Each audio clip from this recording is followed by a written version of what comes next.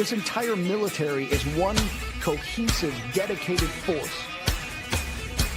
And the threats to our nations, they don't sleep. They're watching our every move. Iran, Russia, China, North Korea, ISIS, Al-Qaeda. They may be watching this right now. Our military should not be mistaken for a cable news gabfest show. We don't care what you look like. We don't care who you voted for, who you worship, what you worship, who you love. It doesn't matter if your dad left you millions when he died or if you knew who your father was. We have been honed into a machine of lethal moving parts that you would be wise to avoid if you know what's good for you. We will not be intimidated. We will not back down. We don't want war. But if you want war with the United States of America, there's one thing I can promise you, so help me God. Someone else will raise your sons and daughters.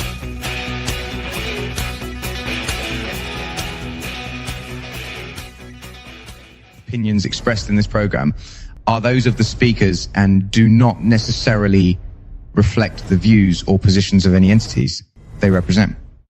Find us on the web at mbradio.us.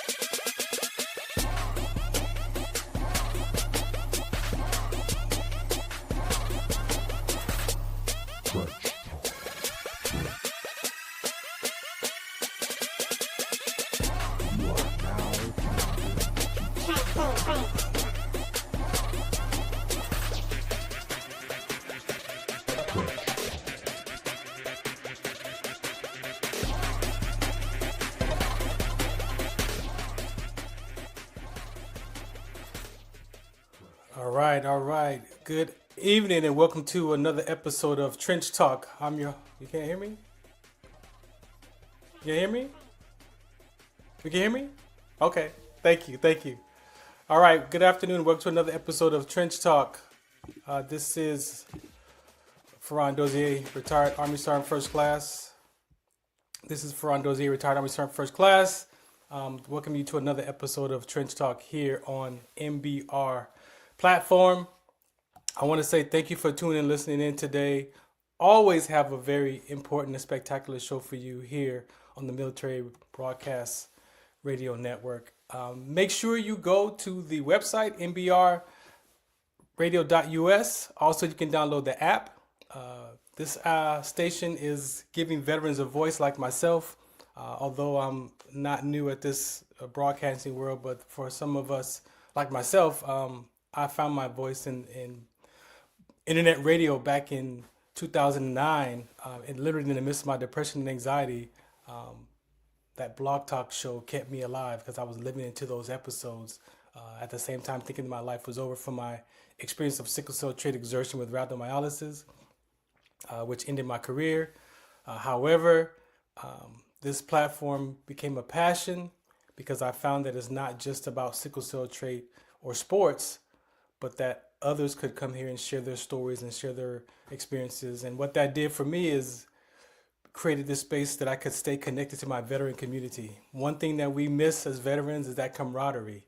And so we know that importance of that sense of belonging is so important, but not just for veterans. We see that in athletes, we see that in police officers, in sororities, fraternities, but also in families. That sense of belonging is something that is so important to us. And sometimes there's fractures in it, and that we feel disconnected from our families and our loved ones and friends. And what is that? Sometimes we're just dealing with something inside, right? And so being able to find that what's next for me was radio. And this is how I get to be in front of you. I have a very important guest for you today. As you know that I do my shows 99% organic. And so I don't really do research on my guests because I want to be authentic and surprised in some of the conversations that I hear, as we're, designing and creating this conversation. But I can't tell you, he called me before the show and he was like, "This is Bishop." I was like, who is this? So I got a sneak peek and that just added another dimension of this conversation that I want to go in. So I'm sure it was going to come out anyway. But like I said, 99% of my conversations are organic. And so I was very excited to hear that title of his background. So we're going to get into that. I'm going to play some PSAs for you real quick, and then we're going to come back and jump right into this episode for Trench Talk, the Frandoze Show, right here on MBR, all their platforms. If you want to go to TikTok, Facebook, YouTube, Twitch, X, Roku TV. Yes, we're live on Roku TV right now as well. So you can go to any of those platforms to catch the show and on your device as well. Again, so I thank you for listening in so far. This is the Frandoze Show, aka Trench Talk. Some of us still carry the burden of battle. It threatens to drown us in our everyday lives. In battle, we had our weapons and combat gear to keep us safe, to keep us confident. But when we returned home, we were not armed with weapons and gear to cope with our own minds. I was lucky to find my combat gear, my mental weapon, and it's called Calmago. Calmago is a drug-free device that allows you to achieve calm in less than 3 minutes in moments of anxiety, stress, anger, panic, or insomnia, not with medication, but rather by activating the parasympathetic nervous system through breathing regulation and multisensory stimulation. A recent study has shown that Calmago decreases PTSD and anxiety levels in veterans, helping those who are suffering and having a long-lasting effect. Visit Calmago.com to learn how you can get Calmago through the VA or with a special veterans discount code.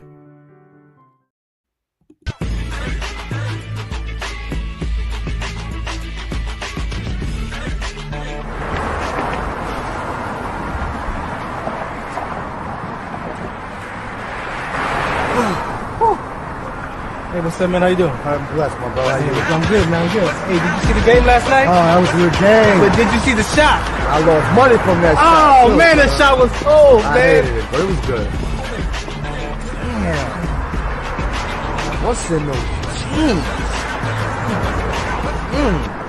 You really want to know? I do. Exhaustion, muscle spasms, asthmatic issues, unexpected sickle cell trait crises. Damn. Are you serious? When I was young, I found out I had sickle cell trait. My mom's told me, but I ain't have no knowledge of it. But when I got older, I had a child, and the doctor told me my daughter has sickle cell trait.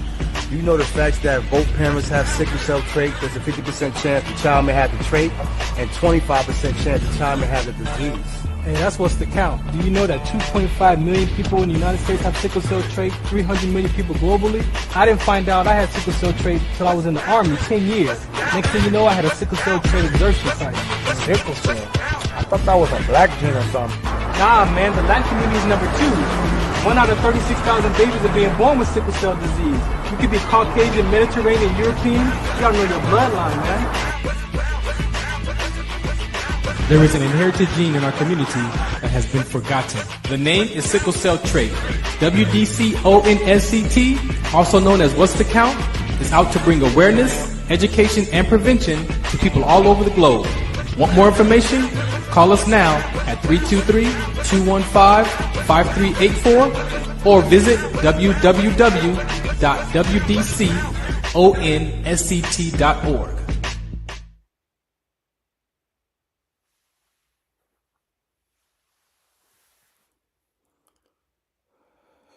All right, welcome back to, again, another episode of Trench Talk, Frandoze Show right here on MBR. All right, so I hope you're ready and excited to have this conversation and to hear about this conversation, ladies and gentlemen. I was introduced to him by Lisa Cooks, and she just said, "Hey, I got someone for you to interview," and we have been in communication the last couple of weeks now, and of course, I got to acknowledge California, Los Angeles with these fires, these winds out here in the Inland Empire. We were going to do this last week. However, the winds were blazing last week, as you know. And so we always stand in the gap for those who have lost their homes and families and friends. And so, you know, this week I almost pulled the plug because it was windy again. But, you know, sometimes you can, when you pray and ask God, hey, you could talk to the winds, right? You can actually speak to those winds. And so I spoke to the winds like, hey, come on, man. Give me a break. What you got? What you got going on today? So here we are. No issues with the internet. So we're just gonna get right into our episode today with our special guests. How you doing, sir? Everything is well. How about yourself? I'm great. Thank you for hanging out today. Absolutely. I'm here. I'm locked in. I'm ready. All right. Again, thank you for taking time out today. As you've heard, I'm very excited to have you here to just share your life before, during, and after the military service. And so if you could do me a favor and just introduce yourself and we'll get started. Absolutely. Greetings, everyone. My name is Julian Richards. As I shared earlier, in some circles, it's Bishop Richard. And there's a lot to that title and a lot to that name. Originally, I hail from Los Angeles, California. So all my family, to my knowledge, is safe because of the fires, little smoke damage and things like that. But that's pretty much it. Getting on up there, getting a little long in the tooth, but God is good to me. And, Thank you. It's grateful for the opportunity for you to give me a platform to be able to express things that I've been through also. And I thank you for that in advance. Appreciate you. Again, thank you so much. I'm from LA as well, so give me some background. Who was Julian growing up as a young child? Man. Well, just a tad bit, just a plug for my book. I wrote a book, and it was called Just Julian. Okay. And in that book, I detailed my upbringing in South Central LA. When I graduated from high school, I was at the age of 17. I joined the Navy right out of high school. Graduated in June, and I was marching in San Diego in July. Wow. Yeah, class of 87. Julian was I used to sell candy, and that exposed me to the different neighborhoods, the Westwoods, the Beverly Hills, the Santa Monicas. Those were coming from South Central. Those were the affluent neighborhoods. And so I knew, even though I saw drugs and gang members, and not until I got outside of my community, I was like, man, if you work hard, you bust your tail, that different things would be available for you. So I was always a dreamer. And just dream and talk to God. I had an aunt that was the leader of our family.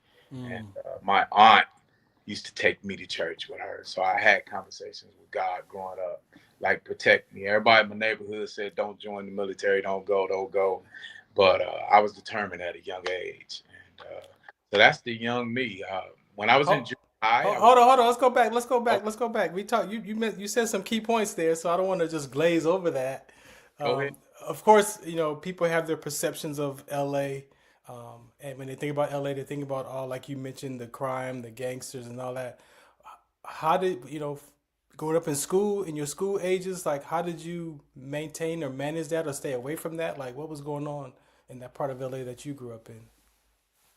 Well, I like to believe it was like my best friend. My best friends, we came up with a clique. It wasn't a gang set, but a clique, a bunch of boys that like playing dominoes, like playing spades and tunk and stuff like that. And so, yeah, you ain't heard that word in a long time. But, that's what we used to play. And so we got a pass in our neighborhood, from the foolishness that they were doing. And but we knew everybody, and everybody grew up. So we all knew we was from the same neighborhood. And I just had this burning desire inside of me to thrive at school. I went to school and got perfect attendance and didn't have to go. My mom, my dad, we had a lot of substance abuse in my family, but I was determined. Real quick, I can remember going to school and my neighbor putting a towel around me, because my pants were so wrinkled. And she said, "They let you out the house like that? Baby, I'm going to teach you how to iron." And she ironed my pants but I was just that determined to go to school. And that's the young Julian. Can we go to the mother-father conversation? Because that's Oh, something that definitely. I'm open. Okay, perfect. So I have this conversation that I wrote some inspirational reads called Life of a, right? And so in my work that I've done in my life, I've discovered 10 strongholds. I can relate to the Bible with those strongholds. Experiences that I experienced as a child that kind of really shaped my perception of who I was as a person. And so the life of a 5-year-old is the story of where I made up a story about my dad, where I thought my dad didn't love me at 5. So let's talk about that part. What was your relationship from you to your dad at that young age, and what you experienced, if you could share some of that? Yeah, great question. My dad, so at the end of his life, he died with the drug overdose. But he wasn't a everyday junkie, if that makes sense. He wasn't, but he sampled and did things all my life. But he was my hero. He had a lot of qualities and a lot of traits that I've learned that is learned behavior. That's what I saw.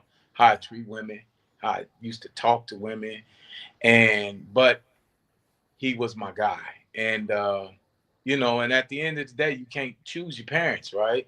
Yeah. So, and he was a Navy man. And by him being a Navy man, I think he first psychology on me, because he was like, "You will never make it in the Navy. You talk back too much." I showed him. That's cool. Did his Navy experience influence you, or was that something that you chose on your own? Because I would hear the stories of going to the different places, and you look at it on a globe back then, you be like, "Wow, that's far." He traveled and he went the world. And so I had that. I had the opportunity to join all the branches after I took my ASVAB test. And but that it was something tugging at me, saying the Navy. Now, the story that I write in my book, I couldn't swim to save my life. But it was a but God moment that got me to have a successful career in the military. And it almost didn't be. I almost didn't make it. They was like, "We're going to process you out if you know how to swim." And I went to bed with Jesus that night. I was in my bunk. Everybody was out and doing what we do after night, writing letters and hanging out. And I was in my bunk crying out to God. And I was saying, I can't go back to South Central as a failure. Yeah. They can swim. Why I can't swim? Yeah. And so Jesus allowed me to conquer my fear. And I swam like a fish, man. That's good. That's good. Thank you. Yes, sir. If there's a song, the first song that comes to mind that reminds you of your pops, if there's a song the first song that comes to mind that you would, when you hear it on the radio or something that says, "Oh, that's my dad right there." Well, my dad, he liked it hip hop before I did. And so he would come along and say, "What's this song right?" And I like it. And when I hear, it's two. And this is weird. Nobody may notice. The Batarang. I don't know if you heard. Oh, yeah, of course. I like that one. But and then, like, every now and then when I'm going through something, I hear Monica. I love you just because. That's my daddy. Me and him one day rolling. I'm a new driver. We was rolling, and it was banging on the radio. And both had our tall cans in the car driving dirt, right? And when I hear that song, I just go back to me, him, and Monica. And I have to take a pause for the call. Sometimes I'm better, but that was me and him. Yeah. That was the song. Thank you. I believe that we all have a soundtrack to life, right? And so when those songs come on, it takes us to those good, bad, and different moments of our life, right? Yeah. And so I appreciate you for sharing that. I want to ask you now about your mom. Like, what was mom's like? Yeah, well, mom is still here. Mom is still in the land of the living. She's suffering right now a little bit of some stuff that come with age, touching age, right? And so, but mom was a rock. She was solid. Mom would fight gang members for me. My mom, she told me one day I came running home. She said, we went back around there and she broke a bottle. And I'm like, Mama, you gonna get beat up and me. We both get beat up. But my mama was like, y'all leave it. Because they took the ground beef from me. Oh, no. She sent you to the store? Yeah, she sent me to the store and they took it from me. So I came back home with no ground beef. Yeah, I remember that, man. But my mama, she was out there in it with me. Yeah. And I stopped telling because my mama be like, who did what when we going back over there? And I'm telling my mama nothing no more. Because that's how she was. My spiritual side come from my mother's side of the family. Oh, okay. Deacon and him and my grandmother, they was I'm gonna say a black love story. Yeah. They came here right after the World War II, and they migrated out here from Texas, and they had 12 children, 6 boys and 6 girls. Wow. One of them, and they had a successful business, Watts, and my grandmother worked successfully at General Hospital downtown Los Angeles. She did 30 years working there. So that's where I believe my work ethic comes from. Mm-hmm. Values come from that side of the family. I mean, you know, I always tell people my daddy's side was rough and rugged, and my mother's side was more diplomatic and more, you know, peaceful people. Jesus, you know. We got a comment that says family and grandkids. That's it now. Life. I got my office, grandkids all around here. Yeah. You know, let's touch on the sibling aspect of it. How was the relationship with your siblings growing up? I've learned that in some cases, each one of us grew up with a different view of mom and dad, right? Because we have our different perceptions. So how was that for you and your siblings growing up back then? I was the oldest. Oh. I was the oldest of 5 children. Would have been 6, but 2 have passed away. 2. My only sister, biological sister, and my brother, they passed away. My brother, I'm 55. My brother would have been 54 if he would have been here. But they gone on to glory. But I was like a dad to them. I got a brother in Arizona and one in Arkansas right now. And anything they leaning on me or they calling me, you know, I'm solid to them. I'm like dad to them. Yeah. Clean, you know, clean version. They know the difference. We not that far in age. I'm 54, about to be 55 this year. So we not that different. Yeah, that's why when I said Toddy T battle around you, yeah, what's up with that? You know, I want to go, you know, to the spiritual conversation of this because there's a point for that conversation. Oh, one more before the song that reminds you of your mom. Any song that comes on the radio or that you remember that? My mom. I got 2 with her too. It's one, the one. How did I go when I think of my mom? Oh, it's Tupac's song, "Dear Mom." Of course, yeah. I one for my mother, and then a little bit more old school is something about the name Jesus. Something about the name Jesus. I could just see my mother. My mother didn't lead me to church, but her aunt, her sisters, and my grandmother was kind of, that's who they were, you know. But my mother, when I go over to her house, she reading her Bible, reading her word. I was going through difficulties, always pointing me to the word. And so those are the songs that come to my mind when I think of my mother. Yeah, thank you for that. And again, it's important for me that mother conversation for me is the life of an 8-year-old because I grew up thinking that my mom abandoned me, right? Wow.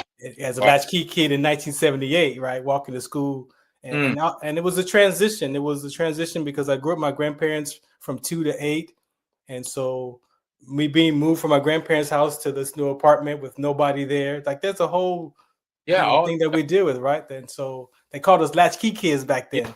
Yeah.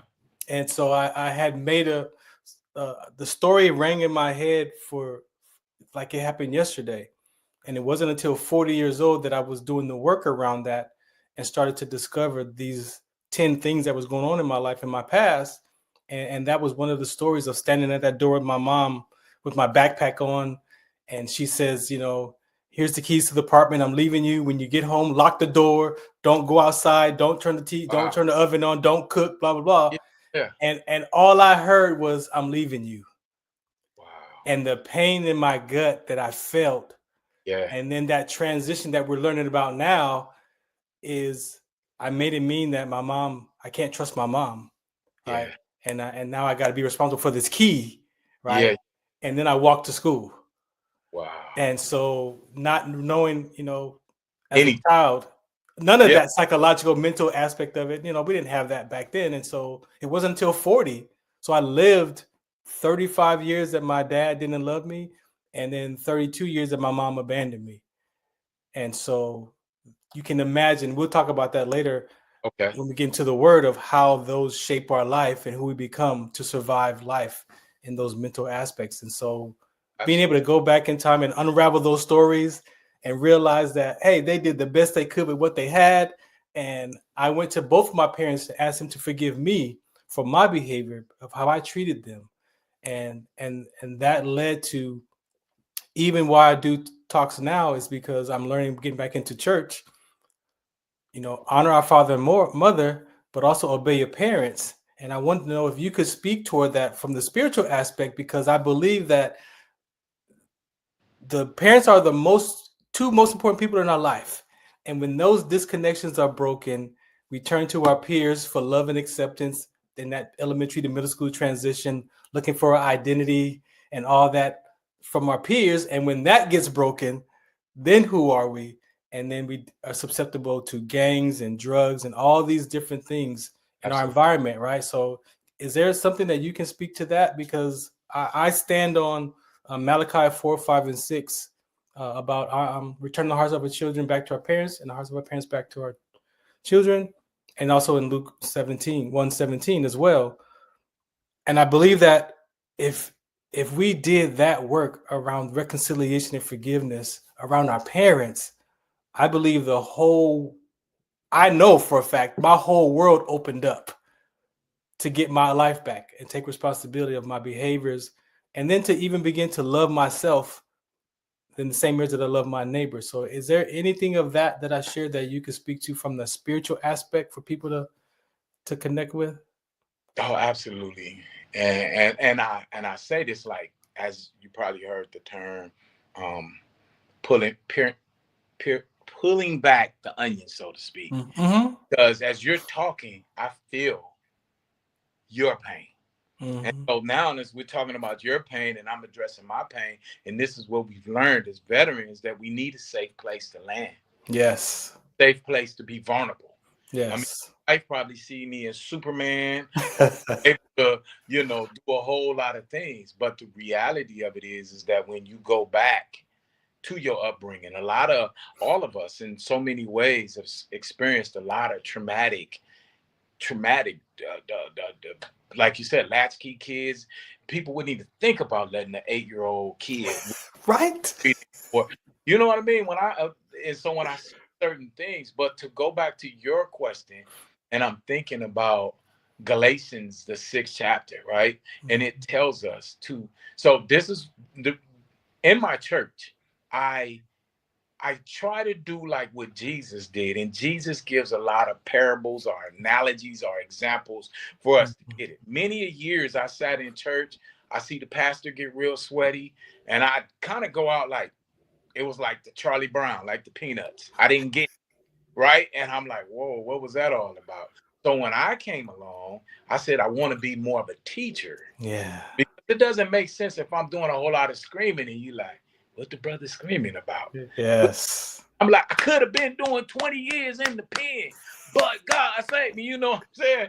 So, but the thing is that I get the most, and you hit it on the head, that, and I'm going to speak for my parents, is that, well, I'll say it like this. Before my dad died, the last conversation we had, my dad said, I'm sorry for you and what I put you through. Wow. And I said to him, man, you don't owe me no apology. You toughened me up. You made me ready. You understand what I'm saying? That gave me closure. Let me tell you what happened. It was a Memorial Day weekend. Long story short, they were drinking, and I bought some company over there. It was kind of embarrassing.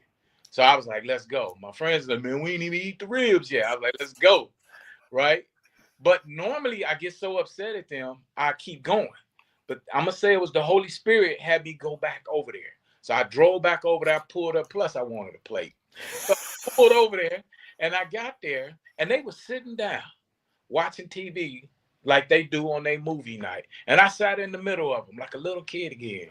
And that's when my daddy started saying to me, man, I felt bad. I used to have long hair, ponytail, all that. And he used to say, man, I'm sorry. He used to slam me by my hair, kick me in the butt. Dude, I still speak fondly of him. You heard me say that in the beginning. He's still my guy. Mm-hmm. He need to be back in the day, they say a punk or a sissy. It was a lot of things that I used to hear that all the time. And so he was apologizing to me. I was like, man, there ain't no need. You toughened me up. Even though I took some of them same things he did and I did them for myself. That learned behavior. I always wanted to do things with my hands. And because that's how he did me. And much bigger and stronger than me. But I kept saying, when I grow up, we're going to go toe to toe. We're going to go toe to toe. But it never happened. And then as I got bigger and stronger, he couldn't catch me anymore. But spiritually, so I had to forgive them in order to move on with my life, because I've asked God to forgive me of all the things that I can remember and learn. And so I married into a blended family. And the main thing I used to always stress to those kids was about honoring. All in the 10 commandments and all the old commandments always speak about honoring your mother and your father. Yeah. Your mother could be a crackhead, a prostitute, a drug addict, but you still honor it. And if you do that, you're going to go a long ways in life. And so that's the mindset that I'm constantly teaching kids. You know, don't be disrespectful to your mother. Don't be disrespectful to your father. And then as you grow up, you'll make choices in your life. Hopefully it'll be different than theirs. I've been working hard all my life just to not be who my daddy was. You see what I'm saying? That's my whole thing right there. Yep. And I thank you for saying that, because that is what the ministry that God has given me. Again, as I heal with my parents, and then I was able to go to my 3 daughters and allow them to reconcile with me the same way that I went to my parents. And as you said, when I got that scripture, when I started speaking at church about 3 years ago, it was like the revelation that I got from the scripture was, honor your father and mother. Is not you're not gonna love them every day. Oh, absolutely. But it's the honor is how I think about them. Yes. And that's where I want people to understand that you're not gonna love your parents every day or your mom and dad every day. But it's so important on the thoughts that we have about them, because those could be the things that keeps us disconnected from them. And we have no idea unless we have sat and talked to our parents, like I did, was like, hey, what was going on when I was born? Yeah. What was going on when y'all was little children and growing up? And I talked to my grandfather before he passed, like, what was going on? And so it made sense when I did my own work to see, like, oh my goodness. Like, I people say generational curses. I look at it like a generational consequence, because we keep having these conversations and we don't interrupt them or make the corrections. And so for me, it's my main mission outside my sickle cell trait work is really these conversations around family, because I just believe that, as you said, the word is having people self-examine themselves to reflect on that relationship with their parents. That's why I ask those questions. Yeah. Because you hear what people are dealing with out of our mouth come those issues of life, right? So I just thank you for saying that, because that is something I want people to really have an opportunity to sit down and think about that, because I was so grateful reconciling with my dad before he passed, because I had 8 years, like I had my dad back for 8 years. And so when he passed, there was no resentment, there was no regrets. All those negative stories was transformed into just love for my father. And I want people to have an opportunity, if they're willing, to have an opportunity to have that relationship back with that parent. Man, that's a beautiful thing. So on a different note, there are some people that have been through. Now, your worst is your worst, Mm-hmm. right? And there's been people been through molestation, Exactly. rape, all that kind of stuff. So I say this kind of like everybody has their. I preached a message not too long ago about the boogeyman being under the bed.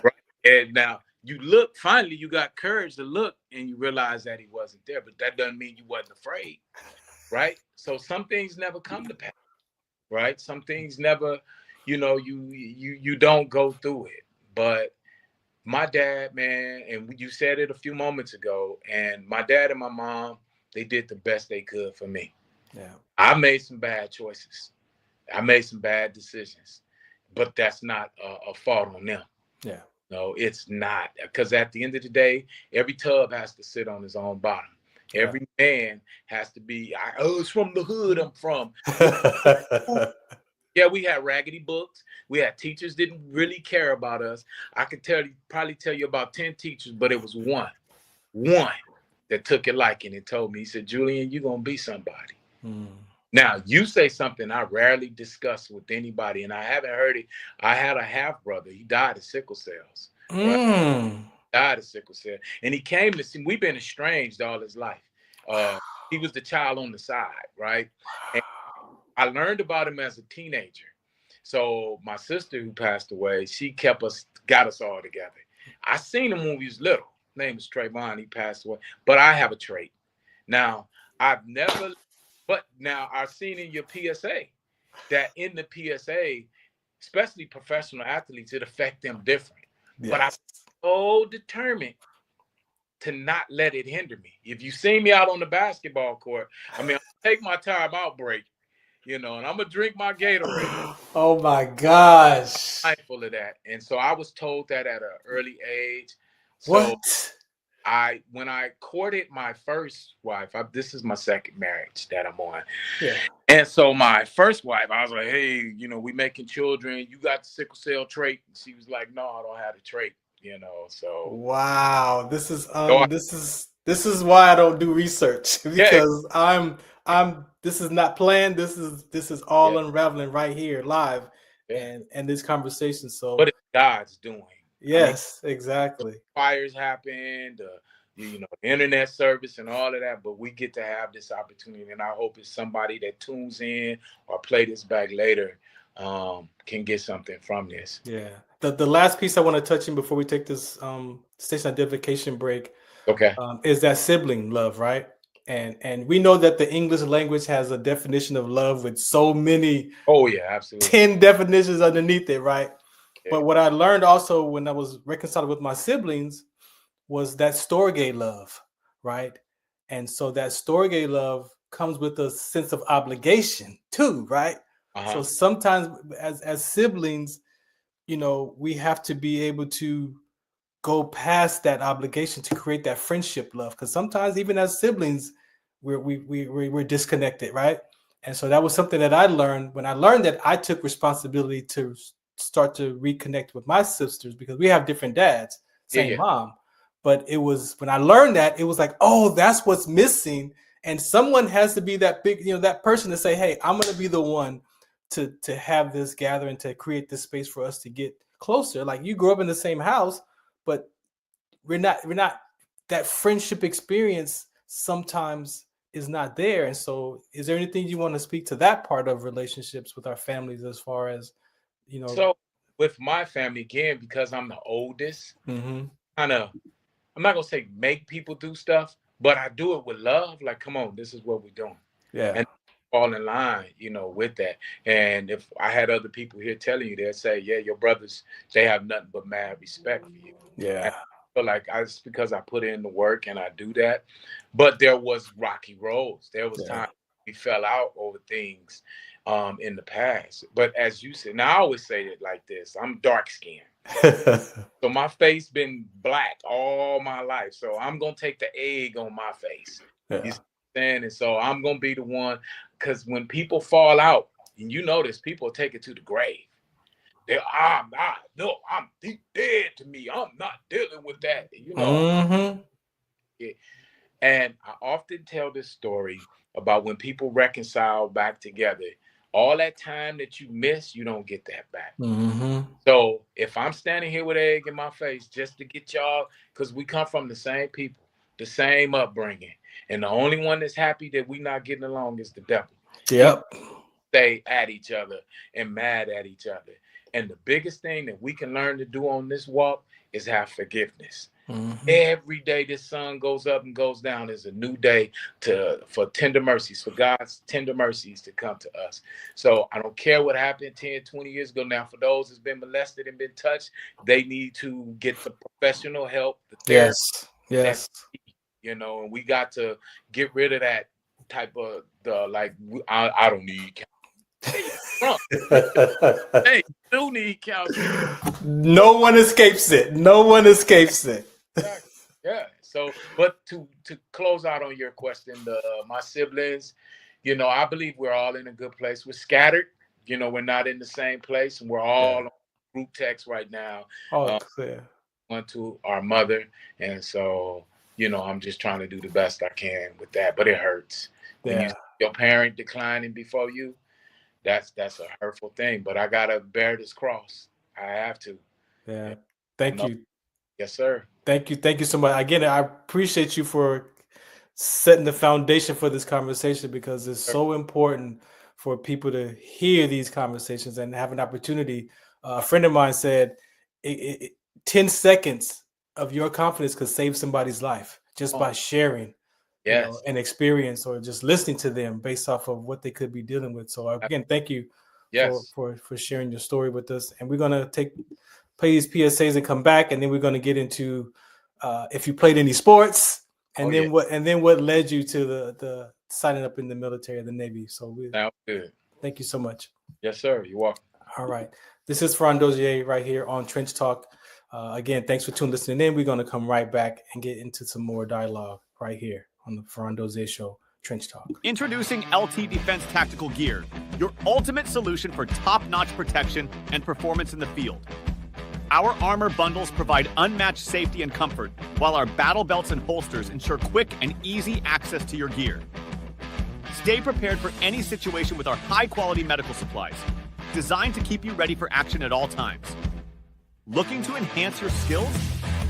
Our firearms training programs will take your proficiency to the next level. Trust LT Defense for all your tactical gear needs and gear up for success on the battlefield. I just wanna praise His name, my God.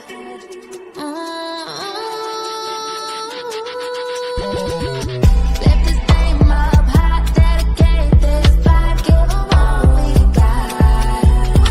Testify with our hands held high, keep Him up in the sky. I just wanna praise.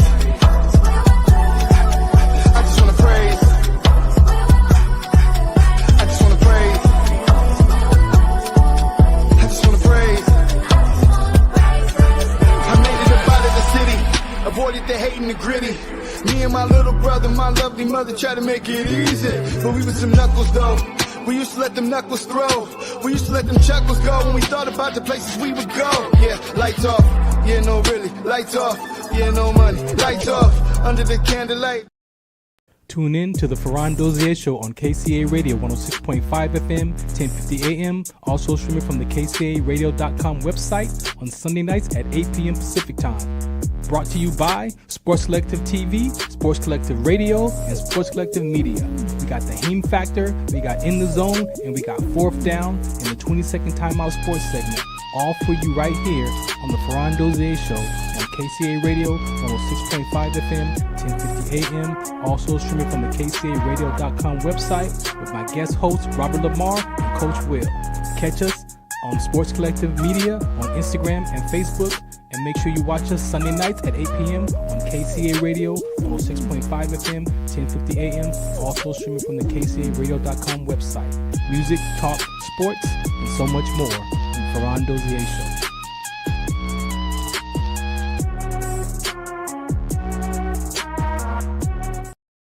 Zetovia salve, made from natural and organic ingredients, good for inflammation, poor circulation, hemorrhoids, yeast infection, lip sores, dry coughs, eye pain, minor cuts and bruises, and ready to purchase at botanicaherbalco.com.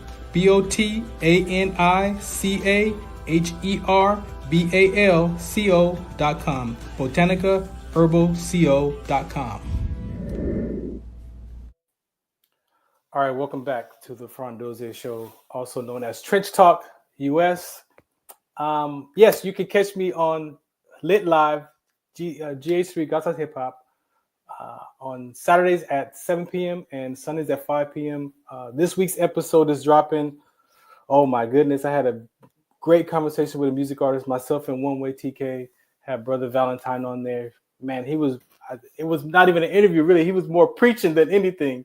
So that's where we play our Christian hip hop and we interview artists, and they, again, share their stories, their background, and even how, I asked about that walk. What was the turning point when they gave their life to Christ? And so if you want to follow that one as well, that's on Lit Live. Used to be Dash Radio. Now it's called Lit Live, and it's GH3, God's House Hip Hop.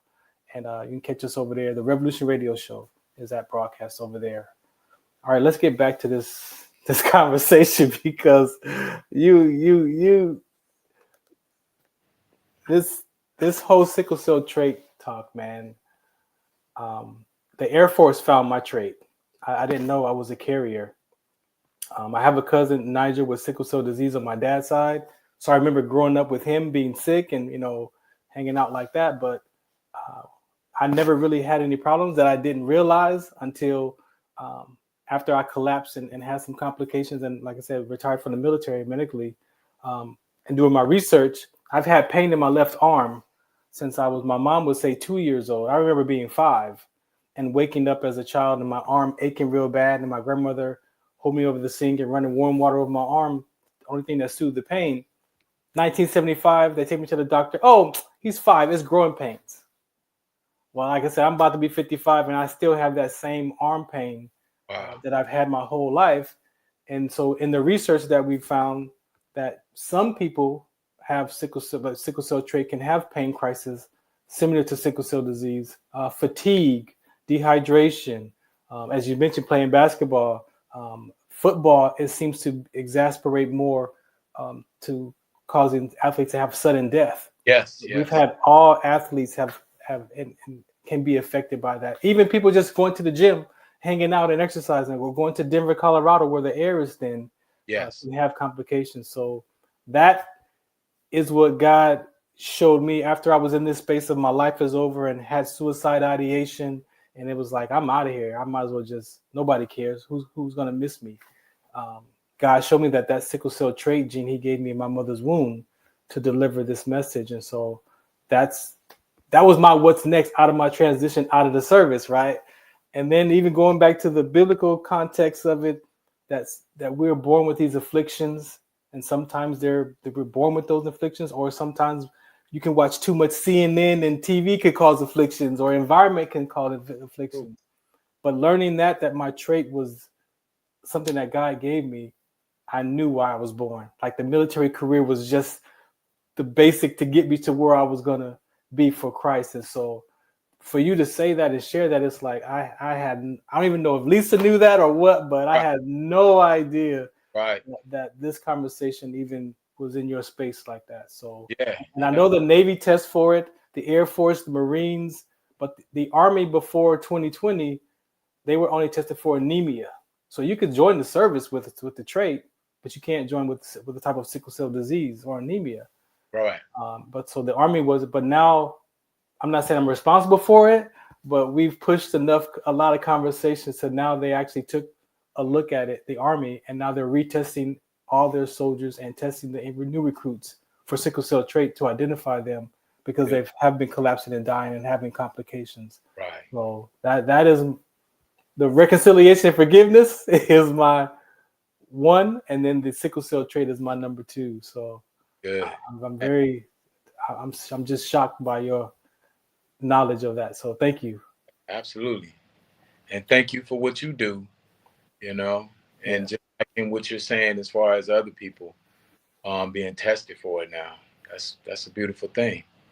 So I got 2 messages here. One I didn't play, that you have a very large family. 18 grandbabies. Whoa. Yeah. Yeah. I have three. I have a grandson and two granddaughters, and they're between 5 and 2. So Yeah. I can't even imagine having 18. Yeah.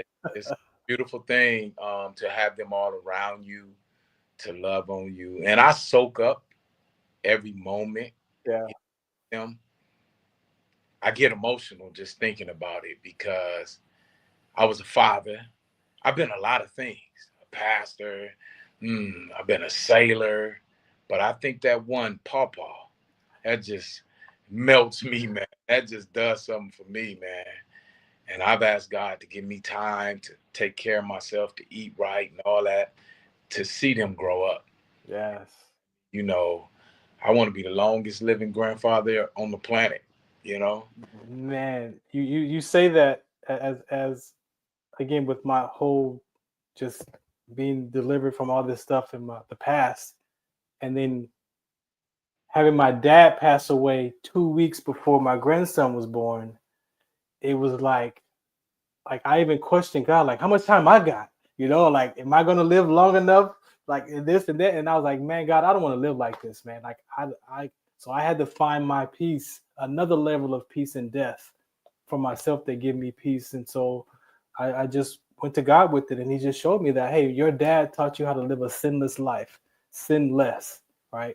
And so a lot of things, even though I did the grievance classes and because of those principles, I know that I live by principles now. I understand the principles.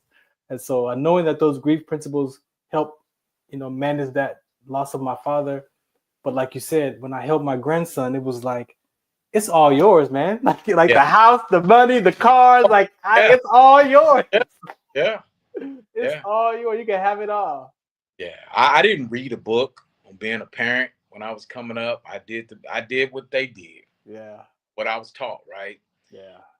Now with these grandchildren, like I'll give you a good example. I have some that came from Arizona to be here with us this past Christmas holiday. About a month they were with us in Paris, California, and I told them, I sat them down. The oldest is 11, 10, and 5. Those that came from Arizona.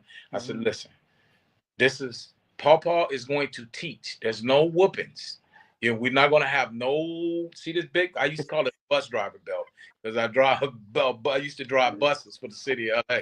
And I say, we're not going to get no whoopings. And they all got out of there without getting whoopings because, a lot of people believe in, if you spare the rod, you spoil the child. Yes. But, sometimes it's like it's more than beating.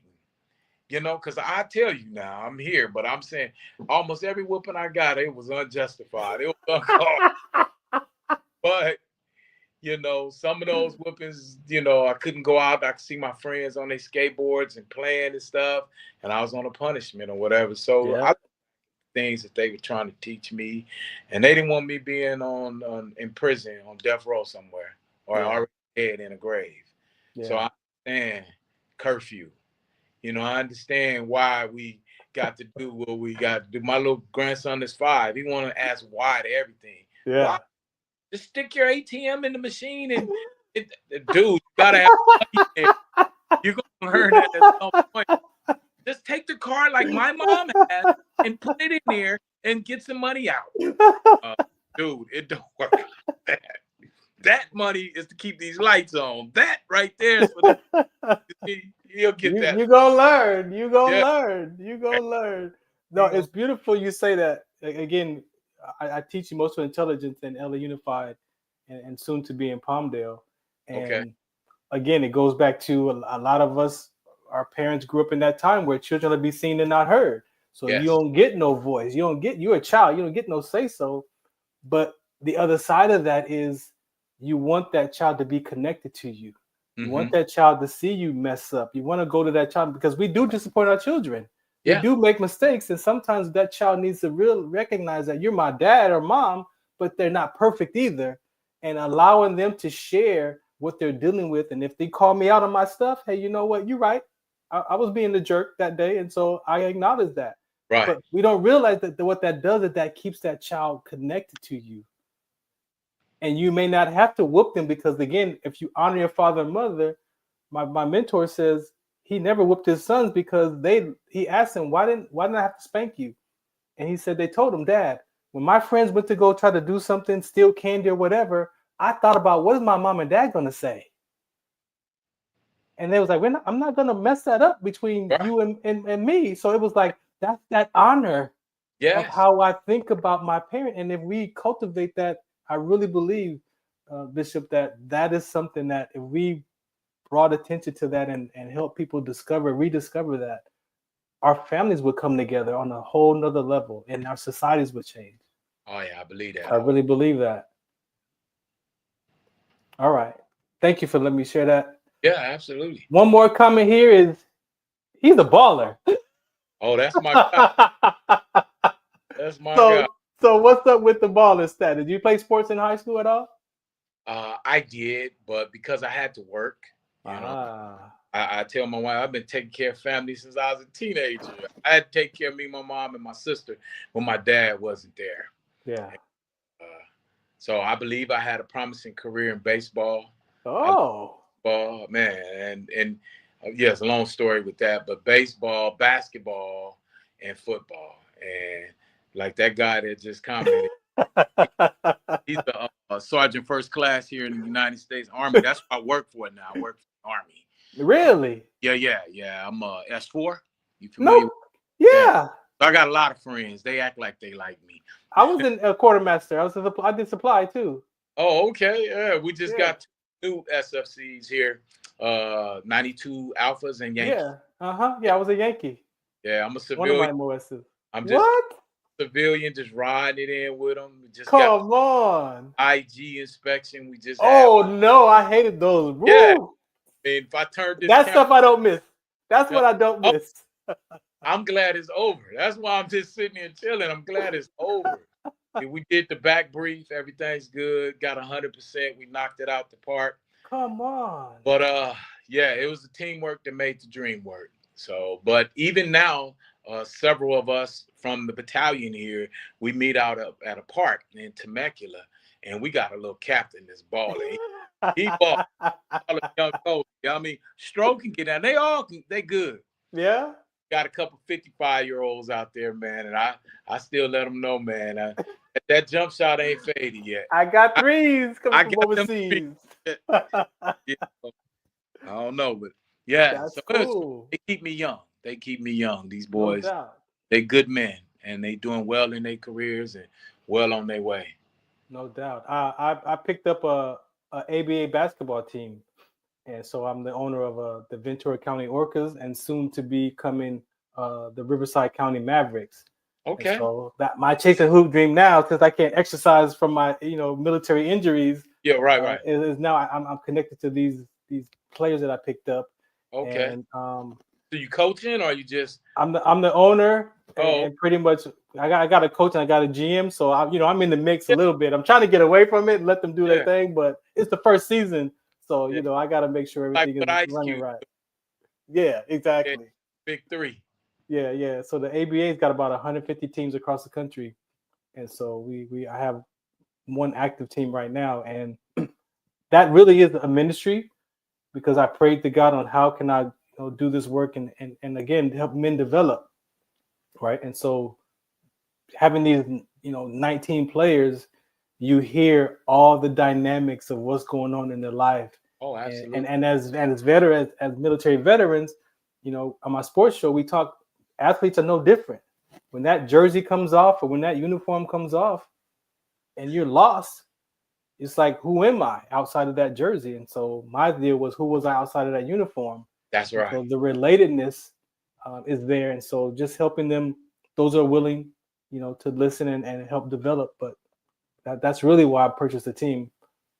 Beautiful. To develop men like that. So yes, that basketball. So maybe I get you on my sports show one Sunday night and have you come in and talk about them basketball days. Oh, absolutely. In my park, in my neighborhood in Paris, California. Yeah. Long story short, I got a little nephew. He's 21 years of age. Remember, I told you my sister, she passed. Yeah. And Oh, we had my nephew out at our house, but the streets was calling him, so he went down to LA and got all tatted up and Oh thugged wow. that. But he's in the county jail now, and he's been in there seemed like forever, man. But Yeah. it's about a year and a half. But one of the things him and I used to do when he stayed with me in Paris, we played ball. I was looking at a video of us, and he played ball, and he keeps saying, "Unc, when I get out, we gonna ball and blah." But and he realized the errors of his ways. Yes. Yes. Get me a lawyer. I need a lawyer. And I'm like, just ride it out, man. Just Yeah. ride it out. What he is accused of doing is foolish. Yeah. But we all have to learn. Some mistakes that are things that we do ain't as drastic as some people. You shouldn't have to go to prison to learn a lesson. Exactly. Drug overdose, right? Exactly. Or to real like the kid said, I don't steal because my relationship with your parent. So I keep telling him, you're gonna get out again. You know, this too is gonna pass, and then we'll be out here, and them choices is gonna come up on you again. Yo, man, come make this run to make this move with us. And you gotta remember that feeling. Being helpless in that county jail. Nobody can get you out. You know? You got to do the time, and they trying to throw the book at you, and it ain't even no dead bodies on it. You know what I mean? You know that comes from me as the unforeseen consequences. Like sometimes we have to be able to have people talk to people who have been through things in life, so that you can check those unforeseen. Like when I bought this ABA team, I went to some guys who own teams. Like, what was your experience? And so I could hear, like, do I really want to buy this team? But imagine we did that for life, you know, and like, people join gangs, but don't realize the unforeseen consequence that can happen to you, or just being in the car with somebody. Like this is an unforeseen consequences. You can't go to jail. You can get caught up. You can just by being in that environment. And to me, those are the unforeseen, you know, talks that if we just had the space for those. Yes. So that to me, that's important. Yeah, it's real. All right. So what was going on that it was like, okay, I'm gonna go join the service. Out of all the branches, you picked the Navy, but what was going on in life that you was like, you know what, this is my way. So my option. Here in my senior year, remember I told you I was part of a little clique. Yeah. Right. So everybody was smoking weed and drinking every day. Right. That was we didn't grow up in the same environment. Yeah. And what y'all was doing on y'all block, we was doing, right? Wow. And one of my counselors told me, because I was cutting class all out at Santa Monica Pier, hanging out, doing dumb stuff, going to people's ditch parties and stuff like that. And so she said, hey, you keep missing these classes, you're going to mess around and not graduate. And she was like, this is a way out for you. So the military came and they did the ASVAB test. And let me go. I might pass the test. I don't know. I went in there and I passed the test. Eventually, I got the results saying I passed. And everybody's like, yeah, you're going to have to cut your hair. And I was like, you know what? Forget this hair. So me and my family, we had a falling out. And so I ended up staying with, I wrote about it in my book. I stayed with the family on my block down the street from me. And it was all of us in the house, like all these brothers, my friends, all like brothers. And we used to be having so much craziness as kids. But I told them I was going to the service. And they were like, you crazy and this and that. So, but I had to get that diploma. And so I had to walk across that stage because I was motivated by negativity. They was telling me I wasn't. See, when I went around the corner to stay, I didn't have to go to school. Nobody going to school. I don't know if my friends today got GED or nothing, but I still went to school. And I got that. And I remember, and I invited my mother and her sister, my aunt, and a couple other people. They came to my graduation. And my daddy came, but he was loaded. And I heard him saying my name, Julian. And I saw him. And he said, I told you I was going to make it. And I threw my hands up. I was like, I graduated. I'm grown now, and I'm grown. And so I got that diploma. They gave me a going away farewell to boot camp thing for the July the 4th. And July the 5th, 87, I was on an Amtrak headed to San Diego. Those days are etched in my mind. My daddy been through boot camp. So when I got there, he was like, all right, yeah, keep your mouth shut. I do what to tell you, you know. But he was there. And me and his relationship did a 180-degree change from that. He started respecting me like the man that I became. Really? Yeah, it changed. Wow. Yeah. Amen. Glory, glory. And so, yeah, our relationship, it changed.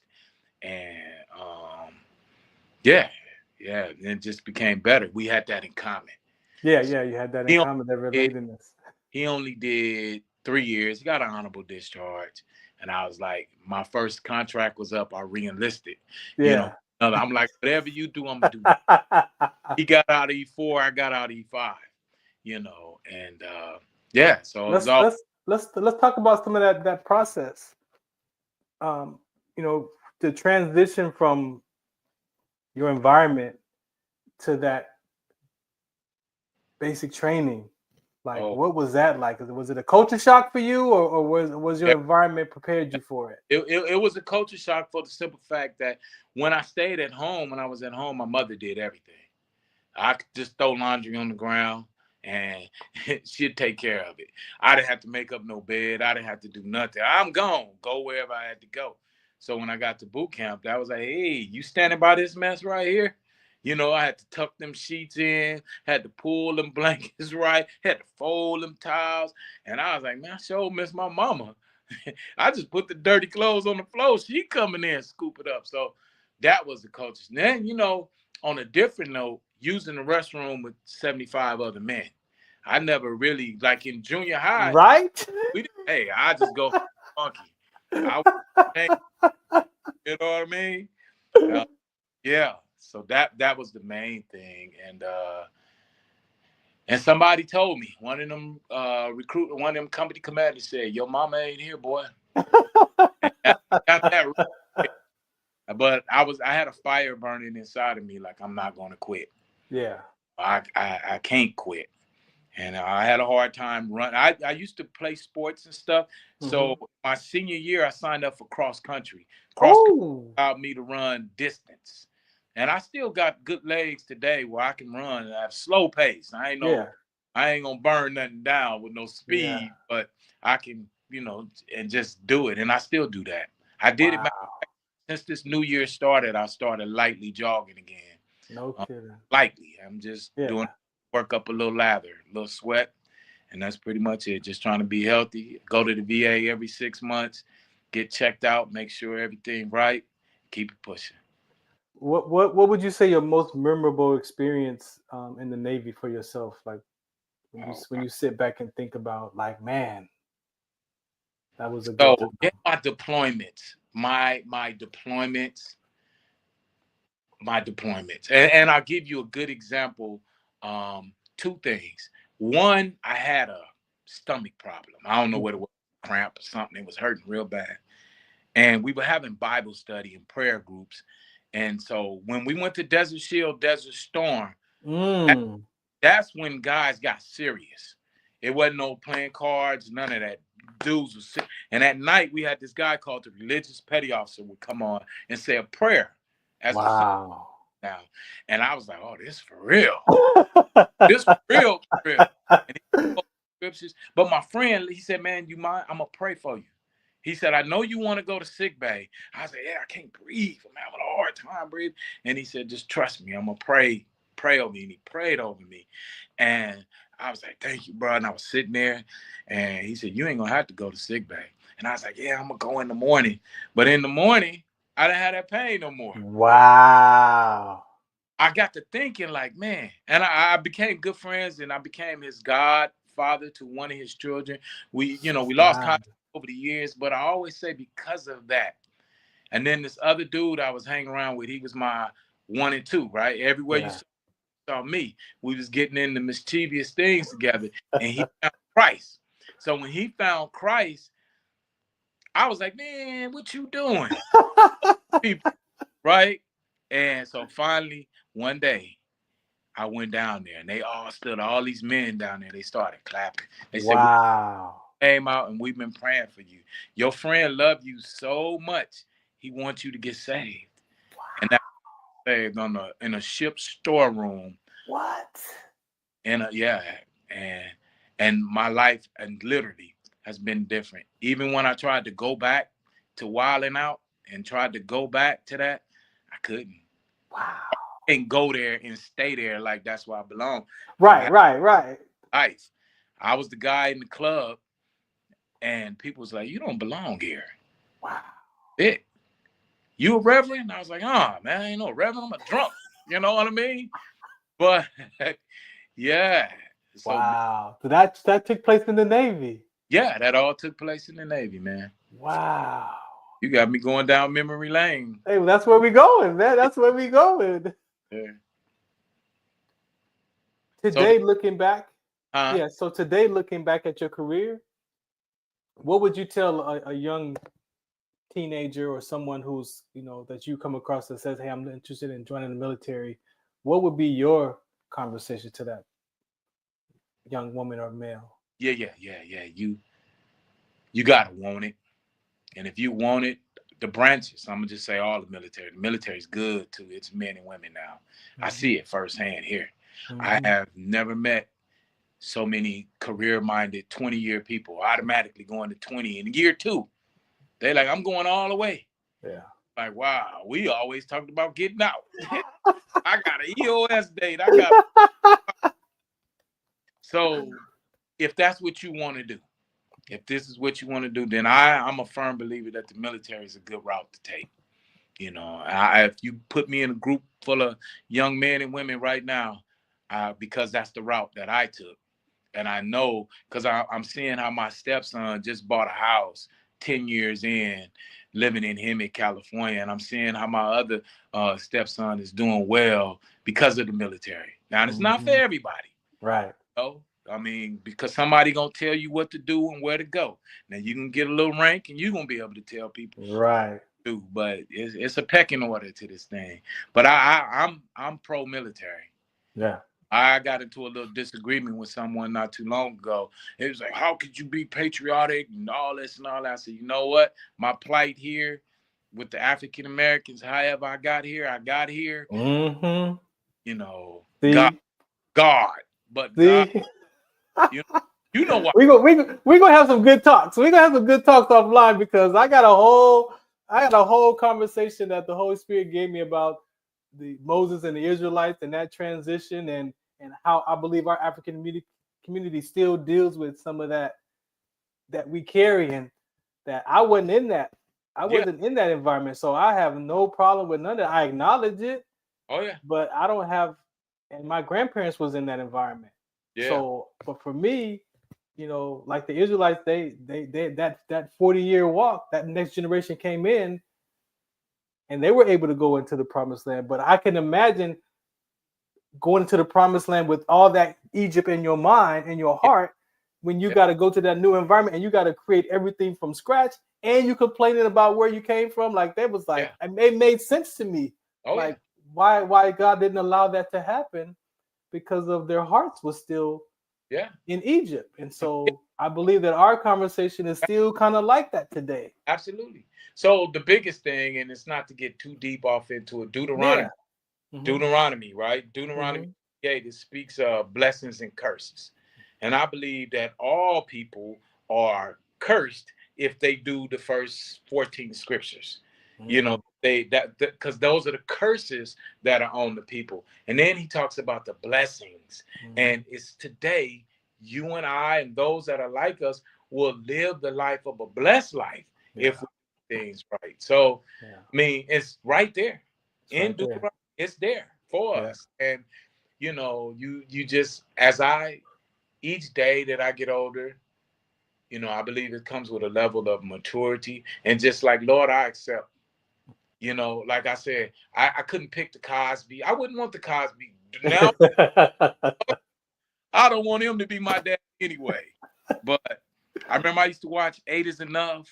Yeah. Stuff like that. Yeah. And the biggest knock on my childhood is I used to see people eat at the table with the kids, and we never had that in my house. But I was the little kid. If me and you was in the same neighborhood, I get to be your friend. I'd be at your dinner table. So I saw other families do it right where we didn't. Yeah. We didn't do it right. Yeah. You know, my friend dad took me to a Dodger game. Wow. And how I became a Dodger fan. And me and my friend used to go to the Dodger game, and his dad would take us. And I try to go every year to Dodger Stadium. Yeah. Good team or a bad team, because it's childhood memories. For sure. Yeah. I want to acknowledge my S4 who is watching right now. That's him right there, Douglas Landy. All right. Yeah, I was National Guard first. Okay. I wanted to go active duty, but my uncle, who was in the Air Force Reserve, said go part-time first. Yeah, because if you don't like it and you go full-time first, you stuck for the amount of years, right? Yeah. So I went to the Guard, and then about my 4th year, going to my 5th year of the Guard, I was like, I think I could do this. Yeah. And so I walked into the Army one day in Inglewood, and they had this clipboard with all these AGR jobs on there. Yeah. And so I asked my readiness NCO, I say, hey, are there any jobs available? He's like, yeah, there's some on the board they're closing like in 2 or 3 days. Yeah. So I looked up there, and it was a supply clerk. Yeah. And I was like, I looked at it, and I was like, I could do that. Yeah. And I gave it to him. I'm like, what do I need? He's like, dude, this is due. I think it was the 27th of December. It was due like the 30th. Wow. And he was like, you need this, the picture, blah, blah, blah. And I was like, all right, cool. I went, I put it all together. He helped me out. I submitted it. And lo and behold, when I went to that unit for the interview, Sergeant First Class Landy was my S4. So he picked me up as the AGR. I was the HAC supply clerk as an E4, and he was the S4. And man, we traveled. Oh yeah. We traveled doing supplies and everything. Yeah, I did a little traveling. So I'm grateful for him. He saw something in me, and one of my friends was like, "You got to learn what a 2064 is." I'm like, "What is that?" It's a hand receipt. So I go in there like I know what I'm talking about. He's like, "Do you know anything about supply?" I'm a fuel handler at the time, truck driver, and I'm trying to act like I know about supply. He was like, "Do you know anything?" I'm like, nah. He was like, "Good. You don't have no bad habits. I could teach you what I need you to know." And from there, we've been talking. Here we are in 2025, and that was 1994. No, 1990. Yeah, 1994. Wow. That's amazing. Yeah, 94. Amazing. So I have a prayer line on Friday nights, and some of the guys on the prayer line are former soldiers and supply. Yeah. So talk shop after the prayer. It's amazing, and it is amazing. People that God is putting together, as you say, in the trenches. That's a beautiful. In the trenches, yes. All right, before we get out of here and wrap this episode up. All right. We know that our brothers and sisters have a challenge in their transition out of the service.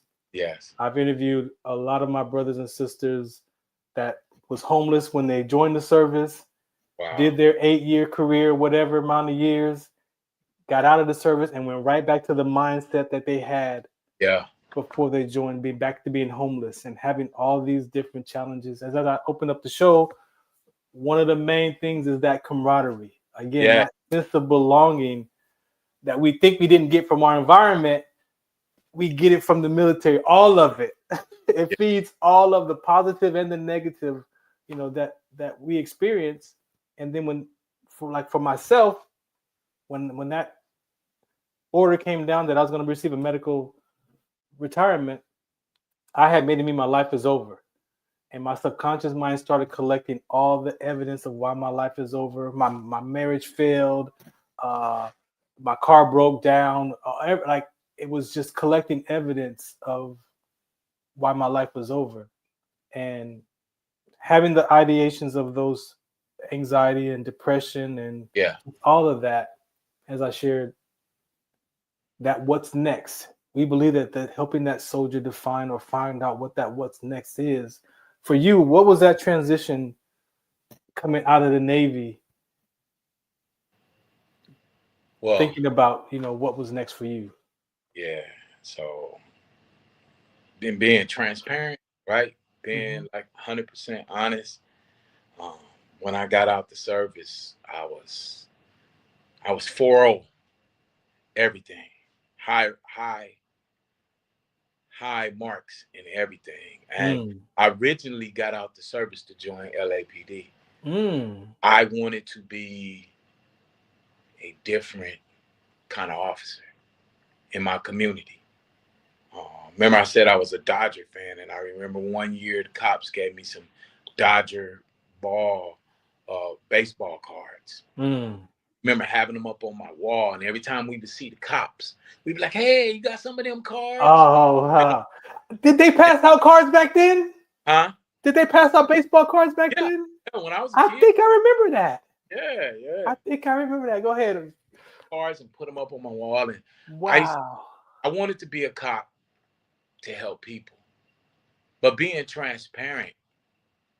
When I got out the service, I got accepted into the police academy, and I had a start date for the academy, and I picked up from Desert Shield, Desert Storm, anger.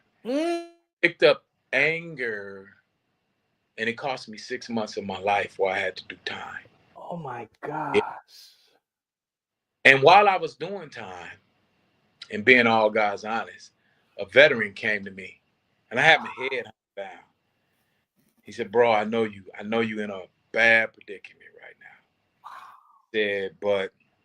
He said, "Keep calling that name Jesus." Because I kept saying, "Jesus, why I gotta go this route?" You know? But yeah, I got the letter. I didn't make it in. I didn't get to go to the academy. And my wife, the ex-wife, she left me. But God had something better for me down the line. Scripture that I live by is, and we know that all things work together for the good. Called according to his purpose. I didn't want to have to go through what I went through. But going through it allowed me on that journey to meet the beautifulest woman ever. That's my wife. And we went over 23 years. That's what she put up there. 23 years. And she saw me being feeble. She saw me in my victories. She saw me in my defeats. Right? And through her own good wisdom, she stayed there with me. And so that's the thing, that how it all worked together for the good. Like you found your calling in life. My calling wasn't to be a cop.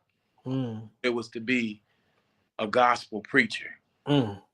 Preach in season, out of season. Teach. And that's what I'm going to do until I don't have no more strength in my body. 2009, I went through cancer. I had cancer in my body. I ate there in that bed with tears roaming down my eyes. And I said, "God, if you give me my strength, then I'll serve you all the days of my life." Sir, I'm on this line today because somebody said, "As you as a veteran, come and tell." I said, "I'll tell the story. I never get tired of telling the story." You understand? There's no cancer in my body. When they check, no cancer. And I give him the praise. And I give him the glory that I got a ride or die that puts up with me when I'm moody. Right? Moody, right? Moody, right? I need space. You understand what I'm saying? Wow. Yeah. I was just reading scripture earlier, and I'm through after this. 30 No, seconds. you're good. Yeah. Jeremiah was known in the Bible. The Bible says as the weeping prophet. And the people that he was preaching to at that time, similar to times now, they want to do anything and everything. So he was saying there's consequences for this. And the enemy did come in and take the people, but he was weeping. He was like, "I need y'all to get this." And that's my job today. Because we got Teslas, we got cyber trucks, whatever we got, none of that is going with us when we get up out of here. Whether you know, look at Pacific Palisades. Yes. Down $1 million homes is no different than a cardboard box on Skid Row. Yes. Right? Yes. So, and people are angry and upset, and somebody's head's got a Karen Bass, the mayor. Yep. You hear that? Yep. But it's like, if it wasn't no neglect or nothing like that, then it's just like the earth. When the earth starts shaking, who are you gonna blame? Blame her for that? Governor Newsom for that? No. So yeah, all that, man, all my life, all of them have been designed for greater comebacks. You know, I agree. I can't have a back. Even this inspection, people was running around. I'm like, if you know your stuff, you know your stuff. It's not my first rodeo, man. Yeah. You know, not my first rodeo. They gave me the answers to the test. I got the recommendations right here. I got them. But in the moment of that, it's like, oh man, yeah, the inspection was no good. Yeah, you know, but you can exhale. Yeah, once it's done. Yeah, you know, we trying to get the LMS right now to take us over for some ribs or something. Hard work done, bro. Let's celebrate. But man, this Bishop Richards, man, thank you for your time, man. I'm truly, shouts out to Lisa. Lisa has introduced me to some people. Yeah. I had no idea how it was going to play out as far as the conversation. She's doing God's work, man. Yeah, thank you. She is.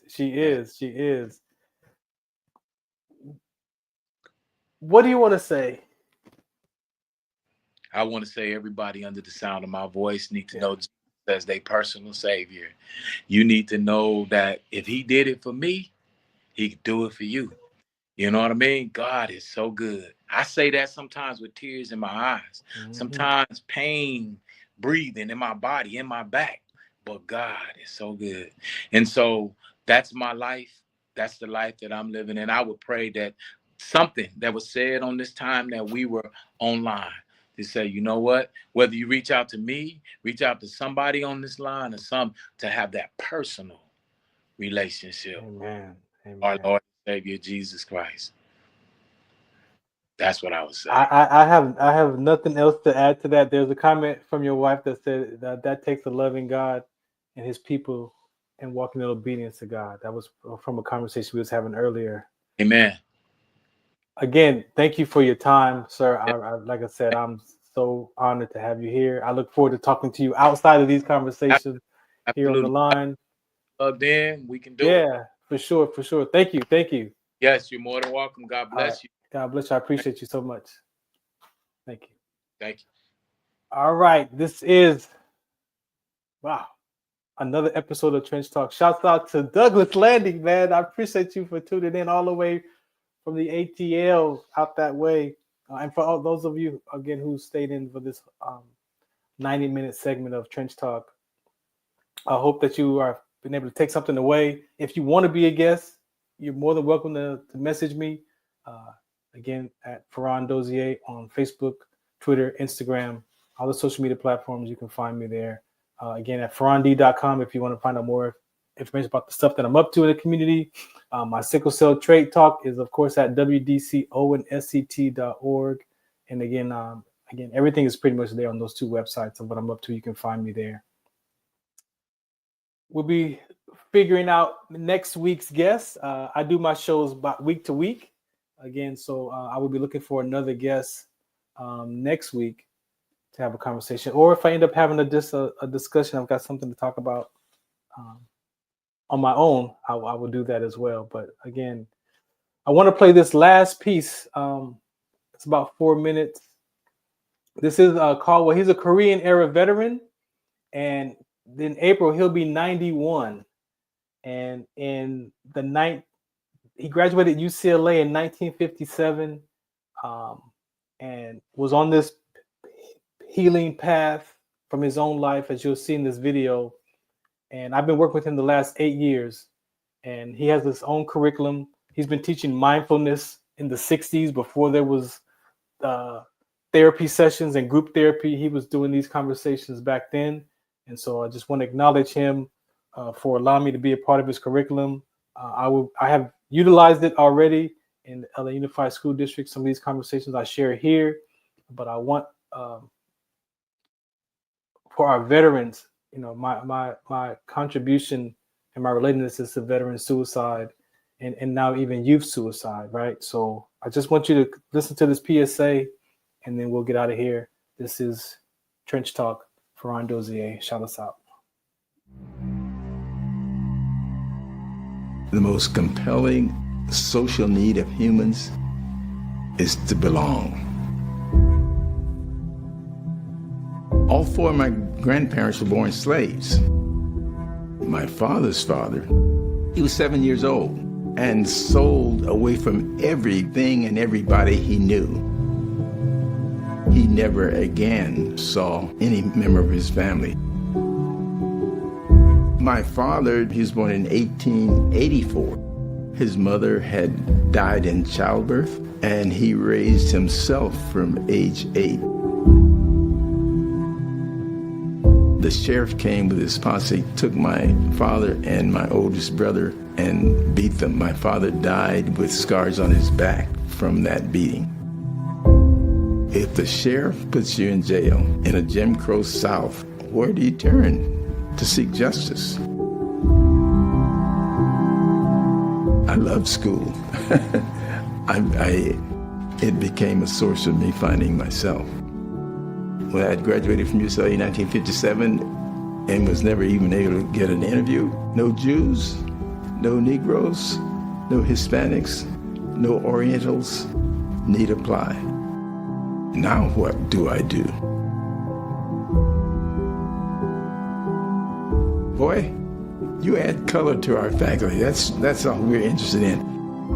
All the other counselors were instructed to give me their failing seniors, dopers, rebels, suicidals. Listening to 12th graders who were not going to graduate, they told me what was going on in their lives. I discovered that I had something to offer people that I thought had everything. Word was already out on the campus that the skinny black dude was cool. I got all these kids who want to talk to me, and I don't have enough time to see them. I think I might be able to see everybody if I saw them in groups. Individual psychotherapy on a couch was the only method. Skinny black dude wanted to do groups? You can't do that, because it doesn't exist. To hell with them, let's do it anyway. Parents want to know, what are you doing to bring about this reaction in my kid? I've been sending my kids to the best psychiatrist in Southern California, and this hasn't happened. This shit works. Developing adolescence without narcotics is a radical new national idea. Oh, you can't do that. Alternative school that includes sensitivity to the mental health needs of our students. This is too big for you. Would you be willing to train my managers? Yeah. Who's Caldwell Williams? He hasn't published anything. 22 Iraq-Afghan veterans committing suicide every day. I think I know who these young people are. Mr. Williams, you don't want to touch this. You don't know who we are, Mr. Williams. And I said, yes, I know who you are. Maybe you don't know who you are. Did your parents encounter racism? Oh my gosh, yes. How about your grandparents? Oh my, even worse. Then how did we get here? Someone persisted and prevailed in spite of. I would assert that no less is required of us.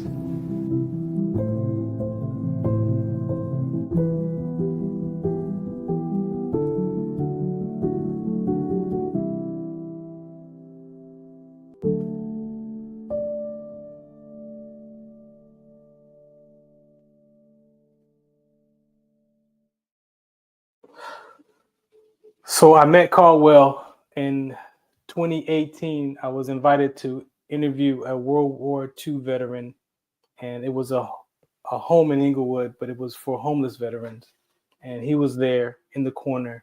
And after I introduced myself and interviewed the World War II veteran, he approached me and gave me his card and told me what he was up to. Now, I had already been in landmark education and doing my own, this journey of where I'm at today, meeting him and learning his curriculum and spending time and developing And again, it's really not difficult for those of us who are willing to do the work. You just have to be willing. You have to be willing to tell the truth to yourself first. If nobody else, you've got to be willing to tell the truth to yourself. It takes a level of confidence. It takes a level of courage. It takes a level of giving up your opinion about yourself. And as you watch that clip, his grandparents, the slave master, owned his grandmother. That was his grandfather. And for him to be 91 this year and still doing the best that he can to help interrupt veteran suicide, youth suicide. But again, as I said during the show, remove the veteran, the label of it's a human being flaw that we deal with. Some of us suffer in silence. Now, there's all kinds of educations out there that you can take, but the one that we're working on, that he's trusted me that when he passes away, that I can take this conversation and move it forward, is only because I've done the work myself. The sense of belonging is so important for human beings, as he said. We want to be accepted, we want to be liked, we want to be loved, but sometimes that doesn't happen. Sometimes you got to love yourself first. And I asked him, what is out of your whole curriculum, what is the most important thing? We talk about managing change. We talk about suicide ideation. We talk about just everything that we know about life, but we maybe forgotten because we're so caught up in our mindset of being cynical. And this is just the way it is. Mine was, why bother?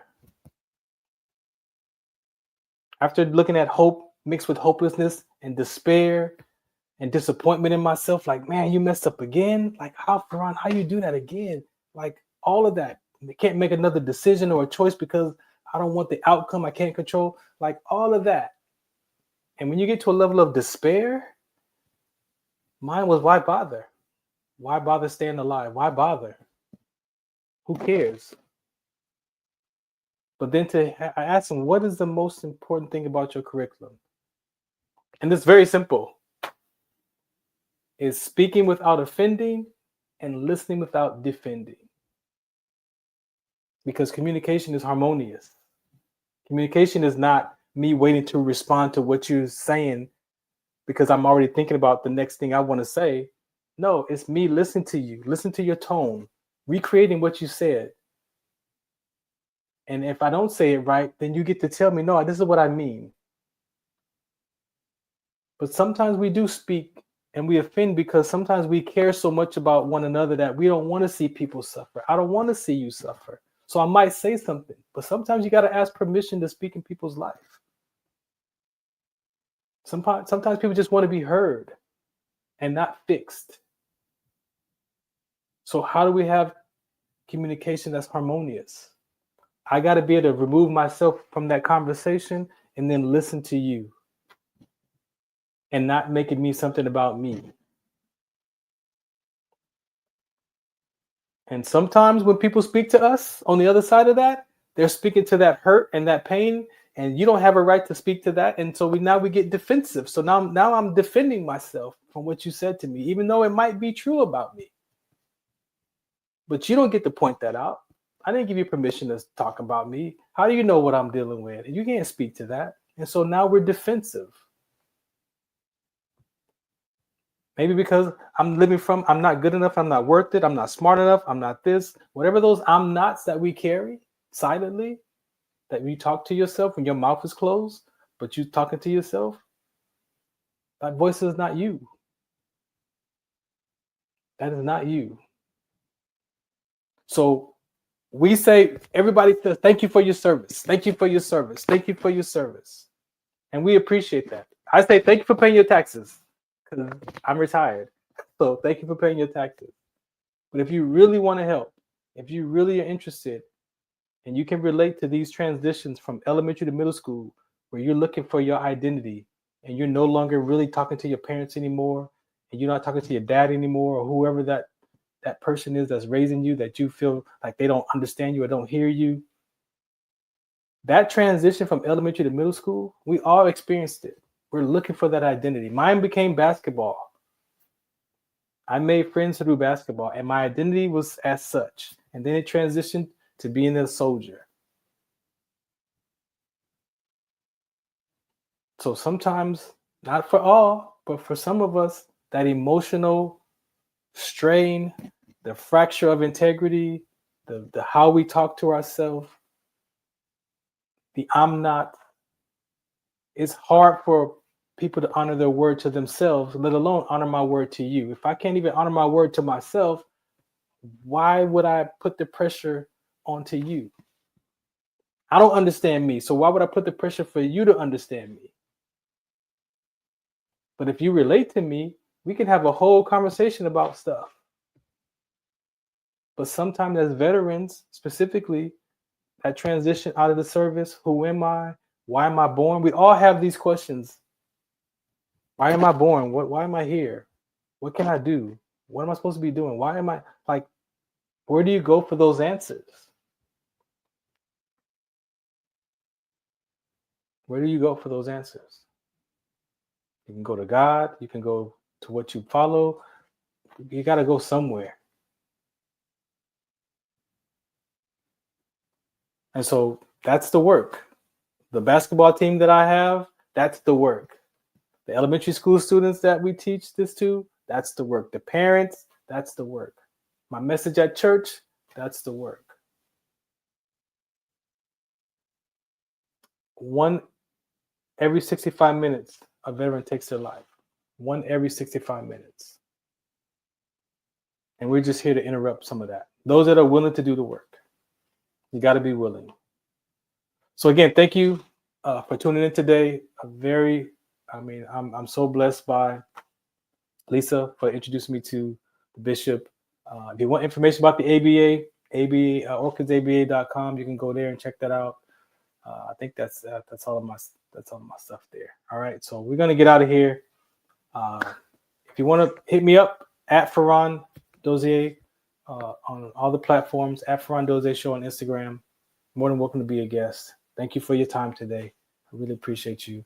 And we're out of here. This is Trench Talk, the Ferran Dozier Show on MBR platforms. Thank you.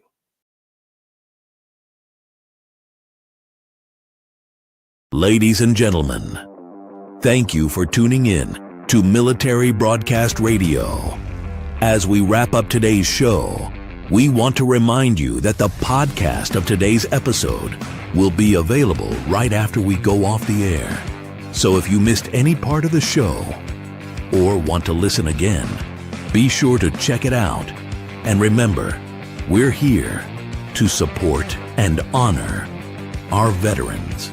Your stories and experiences matter, and we are committed to giving you a platform to share them. That's right. We're here to give our veterans a voice. So don't forget to catch the podcast and stay connected with us. Giving our veterans a voice.